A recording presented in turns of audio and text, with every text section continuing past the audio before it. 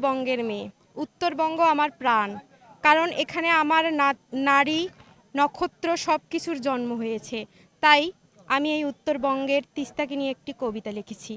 ওহে আমার তিস্তাবাসী, আমরা নাপা শাক শোলকার শীদলের ভর্তা বড্ড বেশি ভালোবাসি। মানুষগুলো সাদা সরল, অল্পতে হই হাসি খুশি, কিন্তু আমরা সারা জীবন নাঙ্গলত ভোট দিয়া গেছি ফাঁসি। বানত আটকি উজানত ভাসি, হামাক দেখবার কেউ না আসি। সারা জীবন চরত খাটি খাই, হামাক দেখবার কায়ও নাই। উত্তরবঙ্গের অর্থনীতিতে আমরা এবার প্রাপ্য সম্মান চাই। আইসো সবাই মিলি তিস্তা বাঁচাই।